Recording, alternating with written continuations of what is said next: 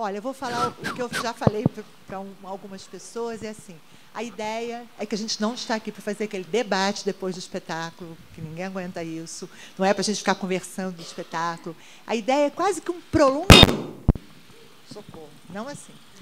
Um prolongamento do que é o encontro do teatro.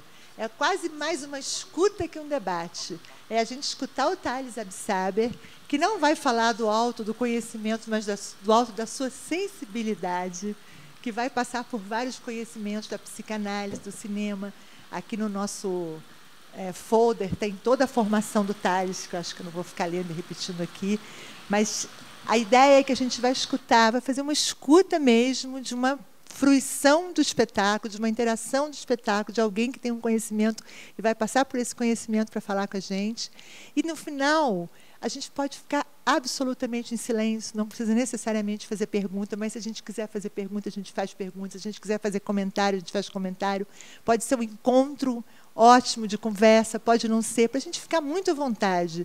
E é o que eu falei, quem quiser ficar, fica. Se tiver que sair no meio, porque tem um horário que eu tenho certeza que não vai ser, porque não está com vontade de ouvir o Thales, mas se tiver que sair no meio, também saia à vontade, que seja assim uma coisa gostosa, um encontro mesmo, um prolongamento do espetáculo.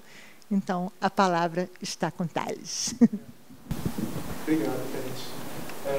Bom, eu queria agradecer o convite tão interessante para poder falar de um desses espetáculos muito incríveis que estão acontecendo aqui em São Paulo.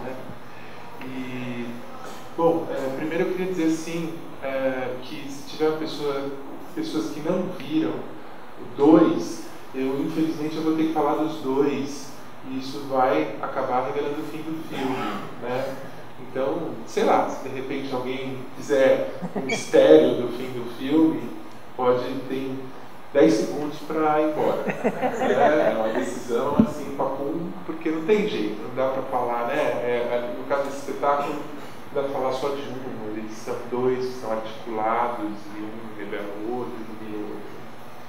Então, bom, passou os 10 segundos, ó. Alguém correu. Alguém foi sensato. Insensato. Tudo bem.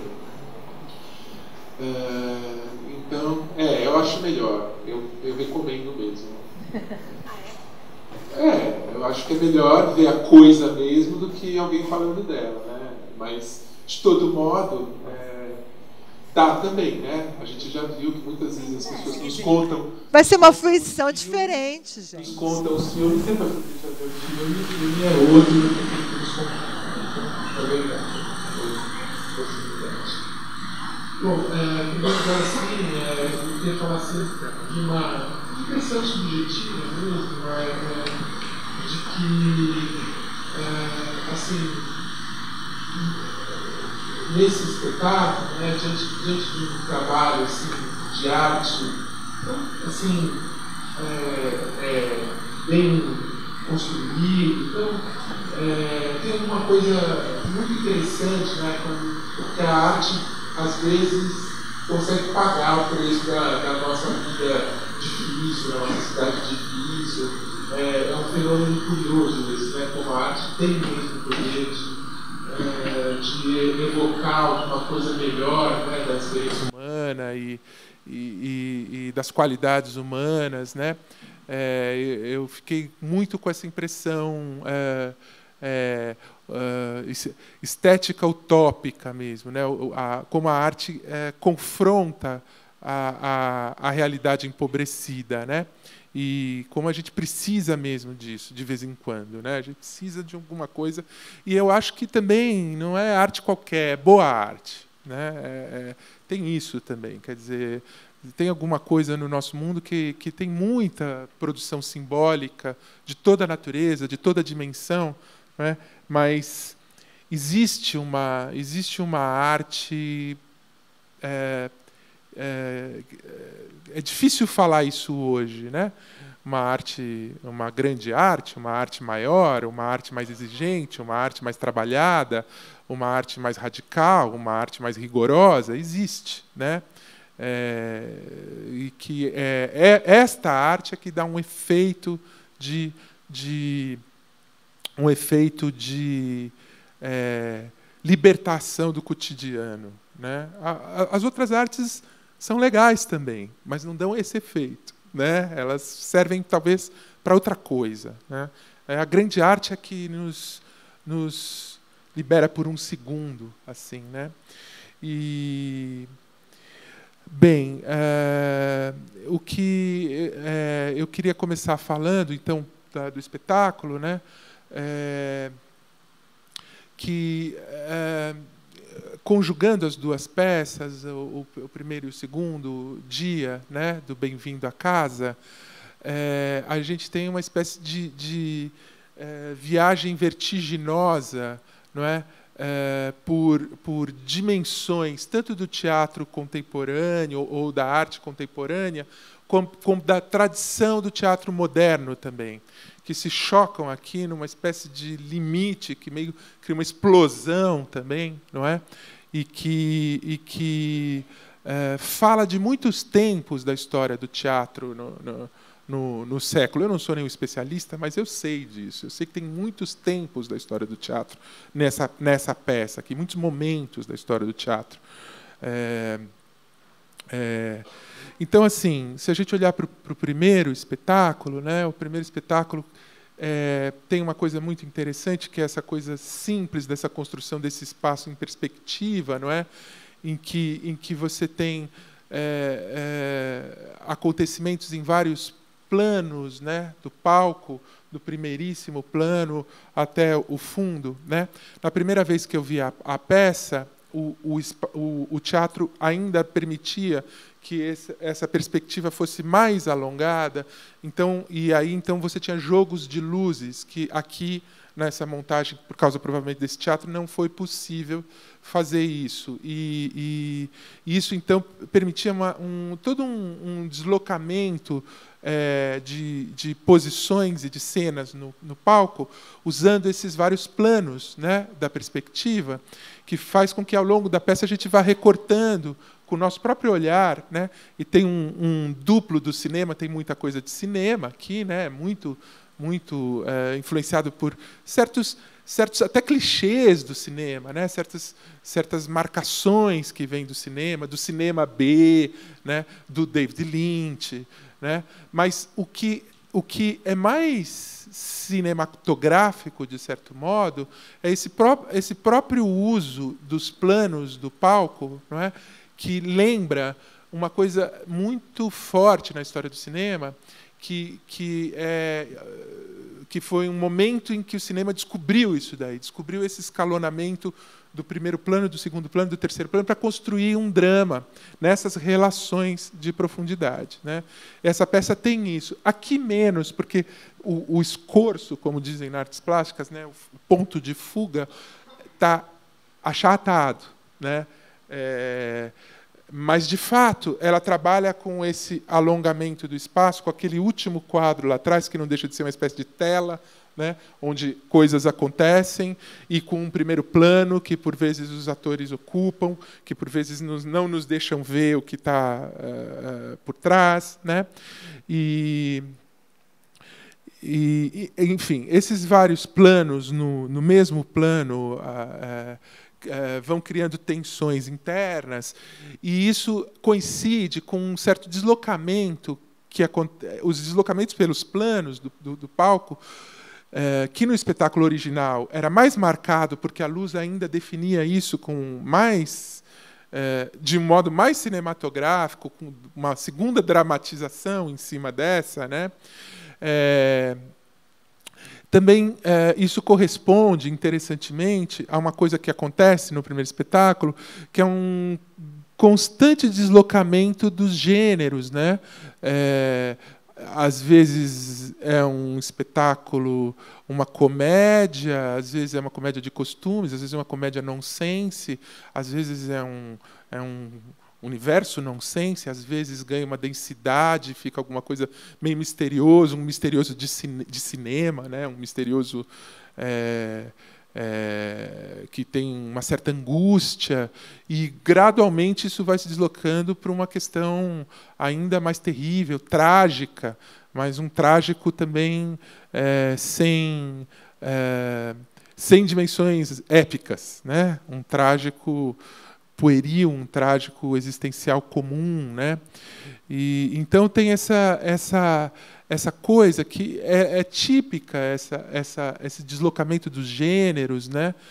Comédia, drama, terror, tragédia, né? Você não sabe bem o que é, e essa coisa vai flutuando ao longo da peça, né? E vai flutuando nos espaços também, né?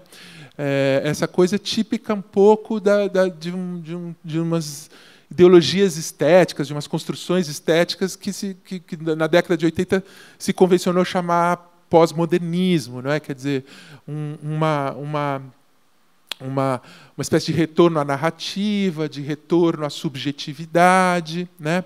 que confrontava as perspectivas muito estruturais, modernas, né? e muito em que o sujeito é menos importante do que ou as estruturas de representação ou as estruturas sociais, né? No teatro épico tem essas duas dimensões, as estruturas de representação e as estruturas do todo, né? Históricas, né? Então, essa coisa pós-moderna, né? Que podia evocar todos os gêneros ao mesmo tempo, né? Mas tem uma coisa diferente, isso já é uma segunda ou terceira dentição pós-moderna, né? Porque não é como acontecia nos anos 80, quando se gestou essa ideologia do pós-moderno, tanto na literatura quanto na pintura, que se chamavam de historicismo, isso daí, né? Porque aquele pós-moderno que circulava por todos os negócios para revelar que tudo é representação, que tudo é linguagem, que nada é sólido, que nada... Aquele pós-moderno ele tinha uma característica, ele também era cínico, né? Essa flutuação dos textos que nenhum é verdadeiro, tudo é máscara, produzia uma espécie de descomprometimento radical com tudo, né? Então era um campo envenenado, né? Depois da crise do capitalismo de 2008, as coisas mudaram, né? Não por acaso, né? Se descobriu que existem certos lastros na realidade e que nem tudo é jogo e que, no fim das contas, levar o jogo de máscaras às últimas consequências pode desempregar o mundo inteiro, e desemprego é real, né? Então, começa a surgir certos aspectos do real que exigem algum tipo de densidade do sentido. Esse pós-modernismo de terceira geração que a gente vê aqui, ele não é mais cínico, né? Ele é lírico, ele é trágico, né? Ele é poético, né? Tem um fundo humanista, tem um fundo humanista, né? A questão, inclusive, é humanista, né? O desespero, né? A questão é moderna, né? Também o pacto pelo suicídio, né? É um tema interessante da modernidade, né? Tem um livro do Stephenson que saiu agora recentemente no Brasil, Clube do Suicídio, que é interessantíssimo, que é uma máquina de suicídio coletivo. Tem um livro de um escritor dadaísta francês, me foge, daqui a pouco eu lembro o nome dele, que é a Agência de Suicídio, né? Que também era modos de contratar suicídios, né? Você ia numa agência e contratava o seu suicídio, né? E aqui a gente tem essa situação em que lembra alguma coisa, esse grupo de jovens, né? É triste, tem uma coisa triste, que já tem um desgaste da existência, né? Em que eles dizem, né? Bom, a gente se cansou de contar sempre as mesmas histórias, né? A gente não aguenta mais as nossas vidas tristes, uma hora a moça fala, né? Embora a peça seja muito engraçada, né? Que é esse conflito de gêneros, né? Que não se define exatamente, você não sabe bem, né? Se a peça, né? Certamente é uma peça marcada pelos elementos do teatro do absurdo, né? Bom, aí assim, aí vem o segundo espetáculo, né? O segundo espetáculo inverte isso que eu estou falando radicalmente, lançando as pessoas de volta nas questões propriamente modernas. A infraestrutura, o fora, né? O ponto de fuga que desconstrói. O segundo espetáculo é um trabalho sistemático de desconstrução do primeiro, né? E radicalmente... essa é uma grande questão moderna, né? A peça dentro da peça, o fora da peça, a revelação das estruturas que produzem a peça, né? É uma questão célebre, né? O Brecht dedicou grande parte da vida, né, intelectual dele para conceber isso, né?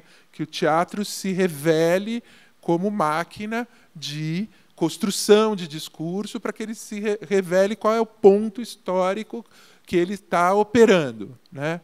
E isso vai do Brecht ao Godard, né, ao cinema moderno, né? Então, no segundo espetáculo, a gente tem uma coisa que é muito interessante. A gente tem uma espécie de inconsciente da peça, né? Que é literalmente o inconsciente, que é esse lugar que nunca se vê, né, numa peça, que é a coxia, que é o fora, né? A peça vai para um plano meio distante, meio onírico, e a gente vê aquele lugar que é um lugar vazio, que na verdade é um lugar caótico, né? Que é o organizador da peça. Então aí a peça dá uma guinada direto das coisas pós-modernas, dessa coisa de superfície, e irônica e imprecisa, ela dá uma guinada para as questões atritosas, enigmáticas da radicalidade do teatro moderno. Ela volta às raízes do teatro autoproblematizado e mais duro, né? E mais enigmático num outro sentido, né? Porque aí ele deixa de ser subjetivo, ele se dessubjetiva, né? Desaparece os sujeitos, né? Aí tudo é mascaramento mesmo, né? E você vê a peça do ponto de vista do seu negativo, né? E que é muito interessante, porque, ao contrário desse espaço ordenadinho, agradável, em que as coisas flutuam, em que as coisas têm esse certo erotismo de uma indefinição, que ao mesmo tempo é engraçada, ao mesmo tempo é lúdica, ao mesmo tempo é trágica, você tem essa espécie de lugar nenhum, caótico, né? Com uns personagens que não são bem personagens, que são meio contra-regras personagens, que é muito incrível, né? Eu achei esses personagens os mais legais. Você não sabe quem são esses caras, eles riem de umas coisas que você não sabe que eles estão rindo, né? Vai para um campo enigmático, né? Tem uma série de desconstruções, né?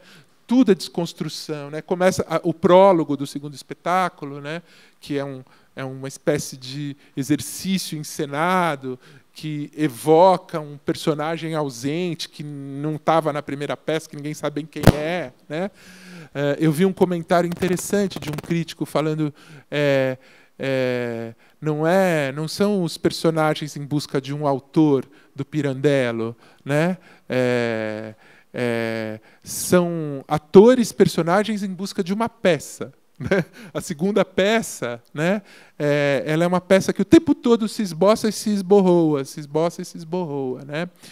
E aí a gente tem essa situação, como a gente sabe, né, desse lugar de sonho em que está acontecendo o primeiro espetáculo que a gente já viu, né? Que ele está para além da janela, e a gente sabe que lá tem uma coisa organizada. Tal. A gente tem esse negativo, o desorganizado, o caótico, o que aparentemente não faz sentido. Né?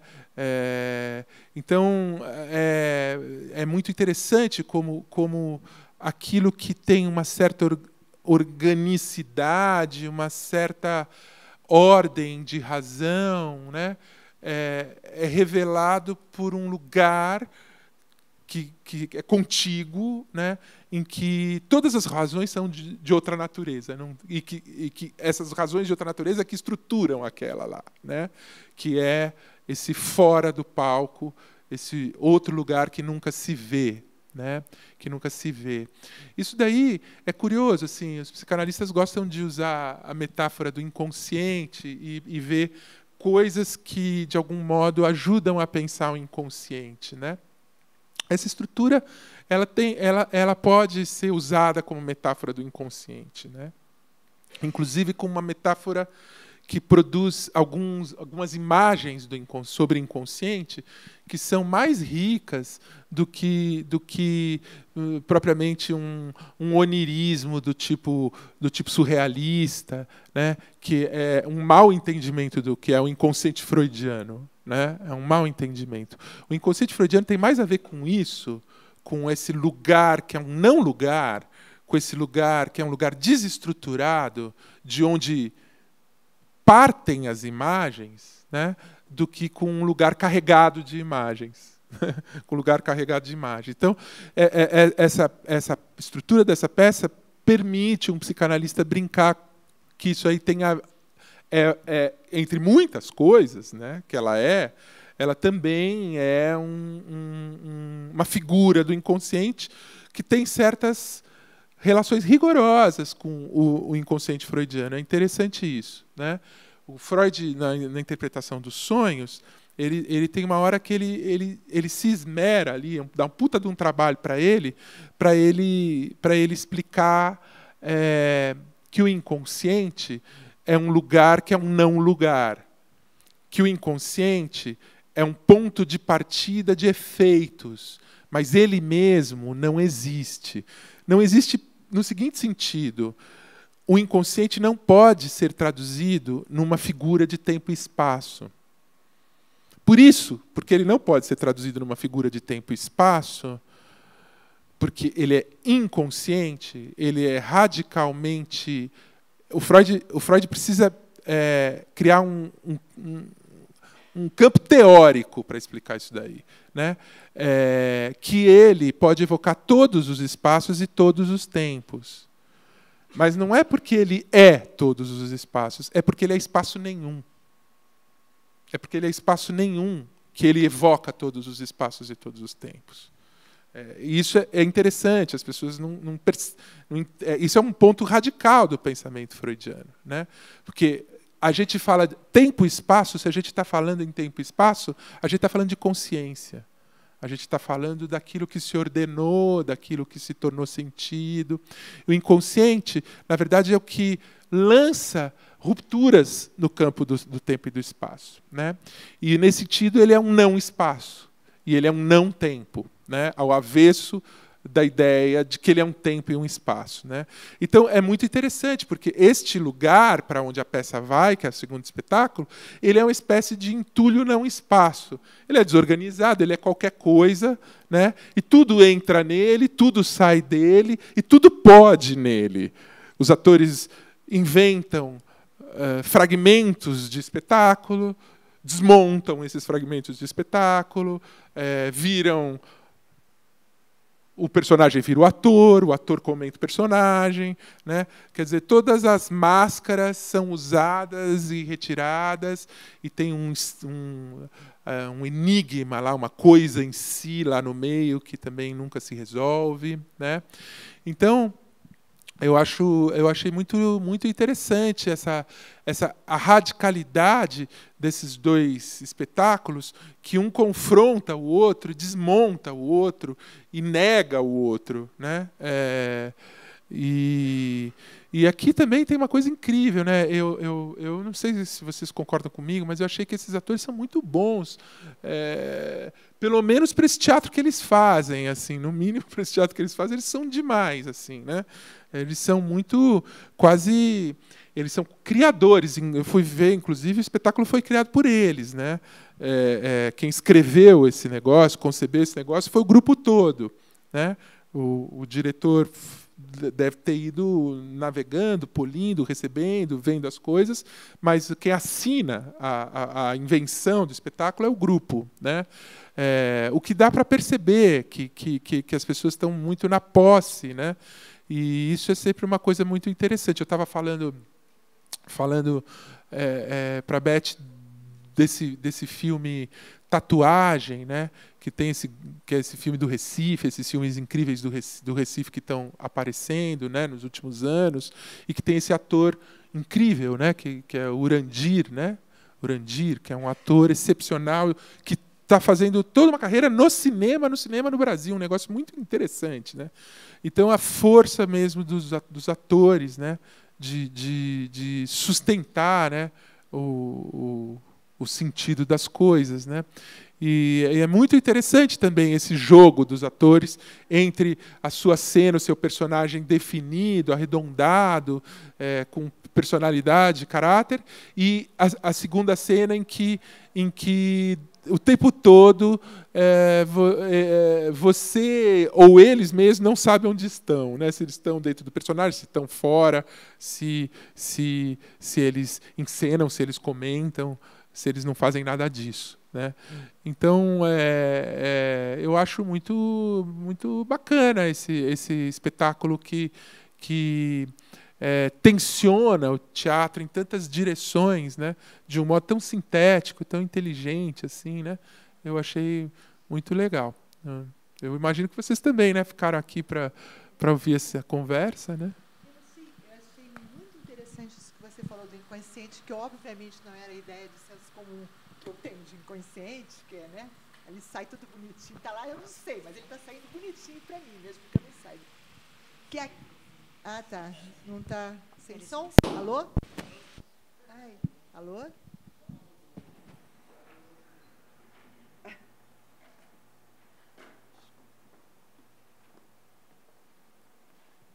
Alô? Será que tem que ligar? Alô? Agora foi. A peça, o que você falou assim, é incrível, porque não é, você imagina, por isso que é uma pena que as pessoas que saíram, porque mesmo que você fale assim, é o bastidor, né, da outra, mas não é, né? Não é um bastidor no sentido, agora a gente vai ver como é que as coisas aqui brotam lá. Não, de repente o cara está rindo de alguma coisa que só ele está vendo e que ele não passa para a gente, ele fica ali rindo daquilo, né? Ele não compartilha com a gente porque ele não está mais no teatro, né? Ele não está mais na relação com a plateia, então ele não precisa necessariamente compartilhar.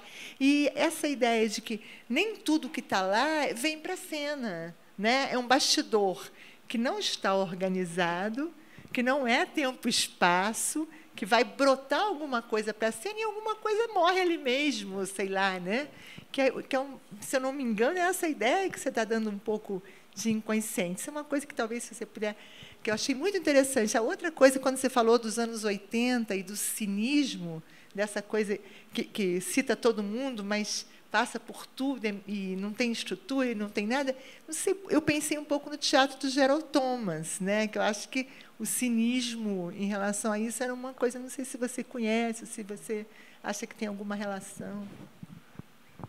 Acho que sim. O Gerald Thomas é um bom exemplo, embora tenha uma sofisticação muito grande ali com a coisa da imagem, né? Com as coisas, né? Mas de fato, né? Tem um pensamento vertiginoso que vai para lugar nenhum, né?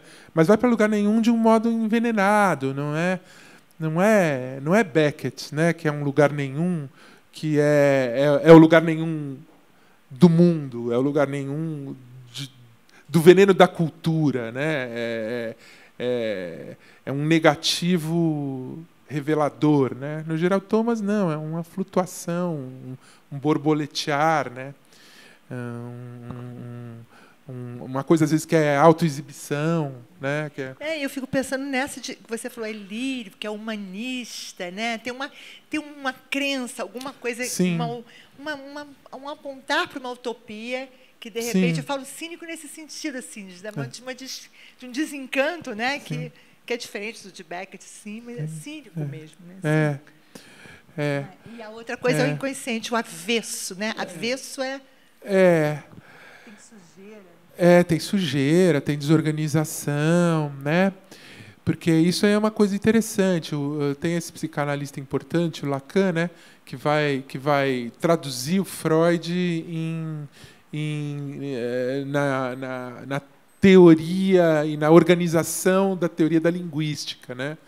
Que vai fazer um estruturalismo com o inconsciente freudiano, e no fim das contas, lá das contas do Lacan, que é quase uma lógica matemática, que ele até no fim da vida vai até mesmo pensar em formalizar matematicamente o inconsciente, ele tem esse ponto de fuga teórico, que ele diz que o inconsciente é estruturado como uma linguagem.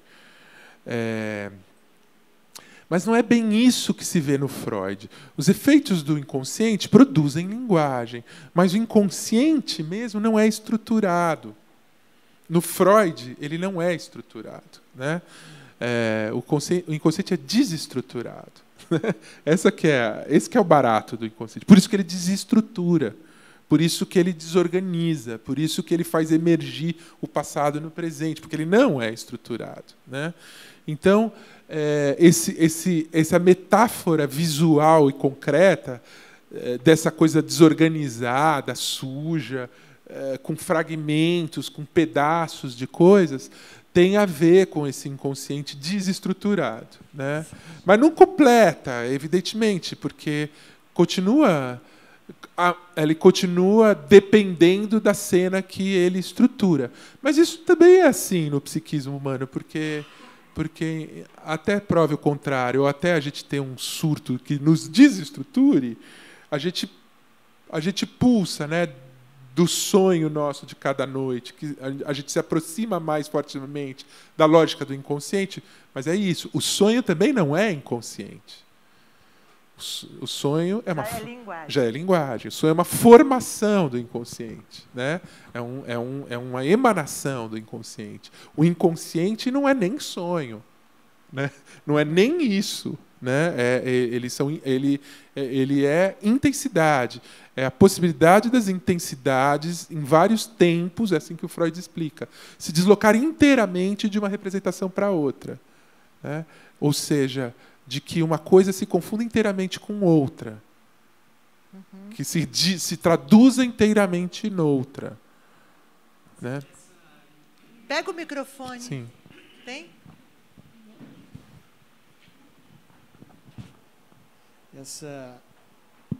Essa imagem que você traz agora, né, da intensidade, me chama a atenção porque quando eles foram conversar com a gente, diretor e atores, né, à tarde de ontem, ou antes de ontem, eles falavam dessa dimensão afetiva, né? E a gente vê que tem um sentimento aflorado, né, que ele navega assim de uma maneira muito surpreendente, mas muito vertical, né, em alguns momentos.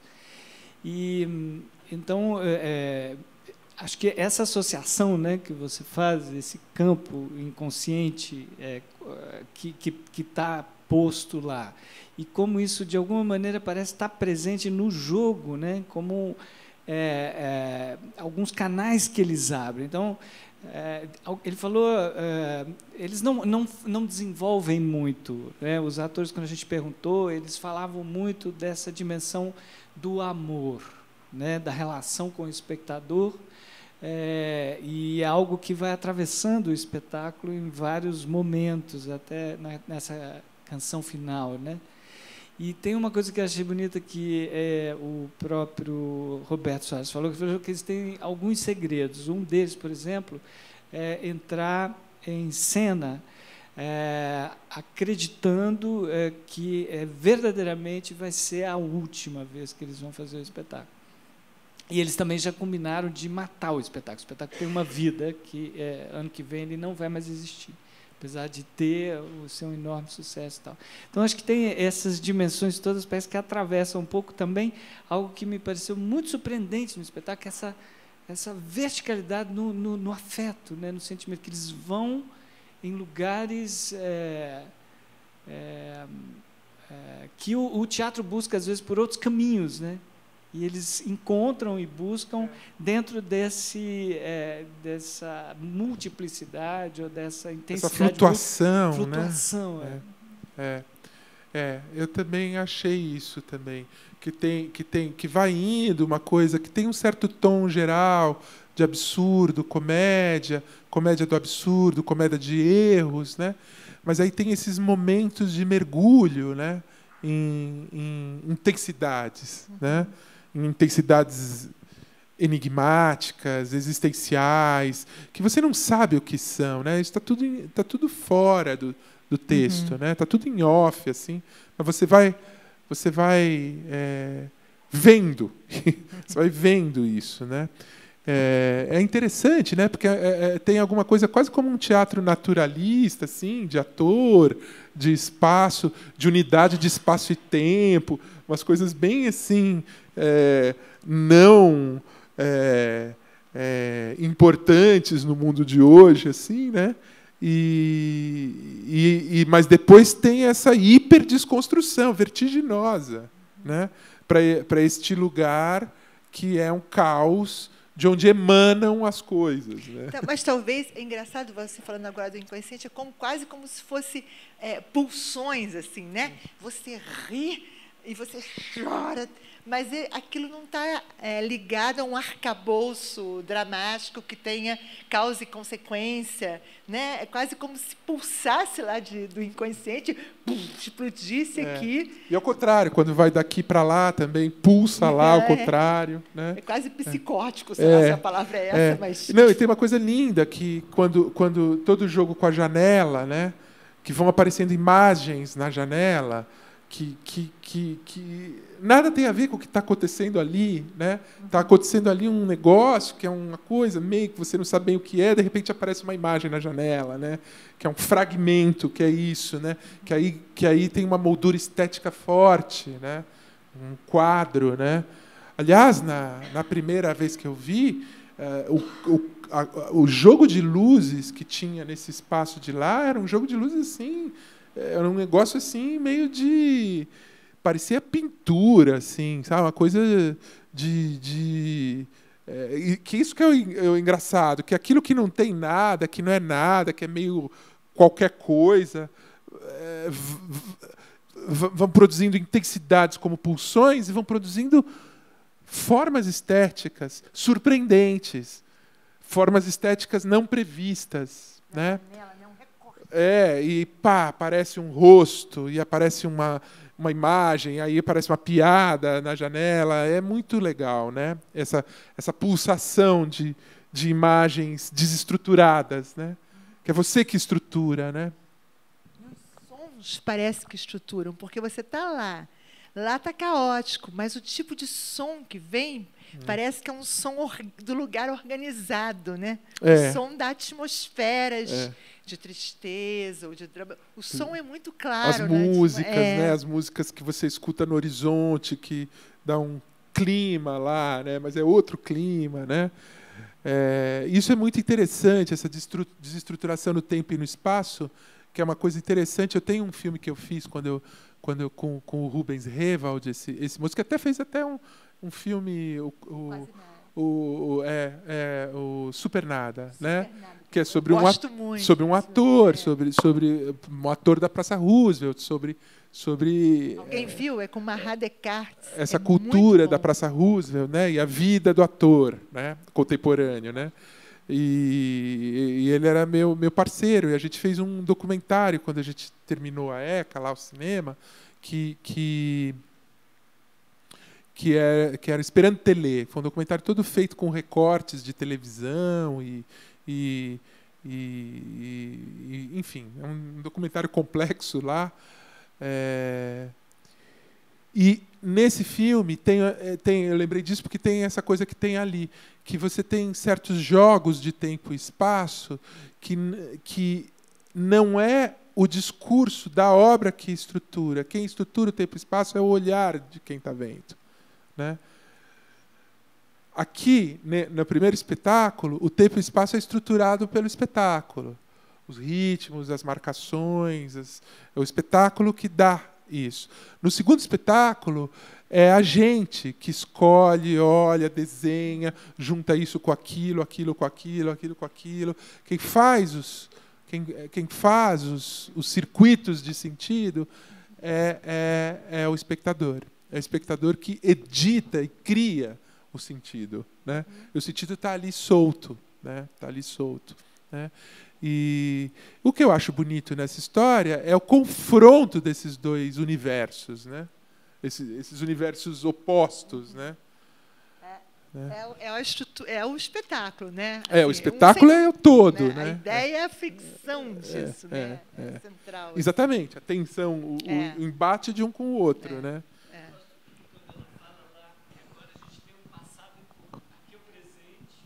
E a gente tem um passado em comum. Que aí, quando vem pela janela, né, como se fosse algo que também, de alguma maneira, estrutura o que se passa lá. Essa experiência daqui, ela... tem essa coisa, né? Quando você está vendo lá, você sabe aquilo que está projetado no fora, né? E aquilo vai criando um estranho conjunto de comentários, essa coisa que você falou, né? Tinha alguém do meu lado que dava uma gargalhada, assim, de repente, não me lembro se você está aqui, quem estava sentado do meu lado, que dava uma gargalhada, de repente, e eu percebia que ela estava gargalhando da relação que ela estava fazendo daqui. E você viu qual a construção que ela fez, né? Porque tem muitas possíveis, né? Você vê a construção que ela fez. Ela estava dando... A risada, o humor tem essa característica, né? E eles ainda mandaram ela ficar quieta, porque ela estaria supostamente... Sim, atravessando aqui. Né? Mas ela estaria vazando, né? Para o lado de cá. Gente, eu acho que, né? Queremos... Alguém quer fazer algum comentário mais? Porque eu sei que... Só que falasse um pouquinho sobre o final, que eu acho que a atriz sintetiza pela ideia da medida áurea. Será que eu entendi bem? Porque o espanhol às vezes é rápido, né? Principalmente lá que, enfim. E eu queria que vocês comentassem um pouco isso, porque parece que essa relação da folha também traduz isso do negativo, né, e do positivo e tal, mas de uma outra forma. Queria saber o que vocês pensaram sobre isso. É a hora que ela canta, né? Não, é a outra atriz que ela conta da tia, que a tia tinha uma história da medida áurea. Queria saber.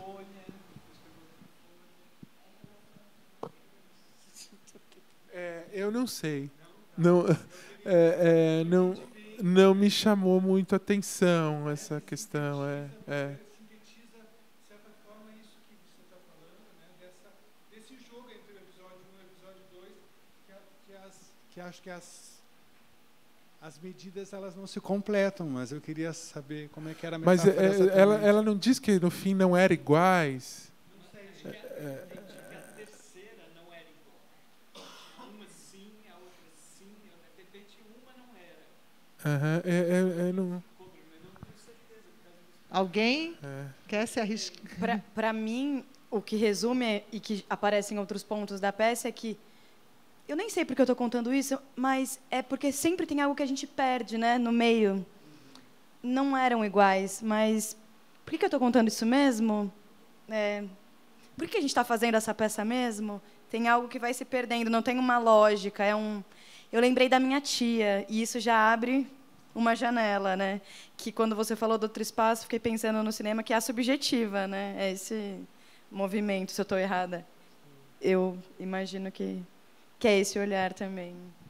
Isso que você lembrou é muito legal, que tem essas desconstruções que vão até uma espécie de grau zero da própria significação, né?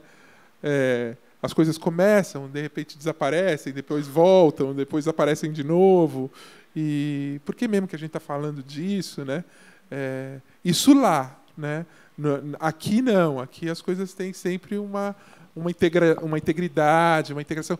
Essa é um pouco a metáfora entre a formação do inconsciente, a formação do sonho, por exemplo, em que as coisas aparecem e desaparecem, não tem muito porquê, né? Perdem a sequência, e o eu integrado de quando a gente acorda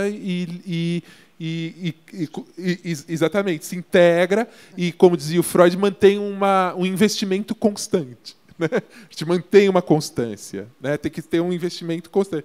Quando a gente dorme e sonha, e a gente produz essa grande formação do inconsciente, que é o sonho, a gente perde essa constância. Né?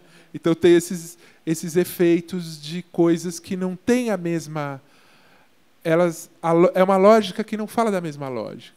Né? Ela tem uma lógica. É uma falta de sentido, né? E isso que você falou é muito importante. Eu lembrei da minha tia. Quer dizer, este campo ele é essencialmente associativo.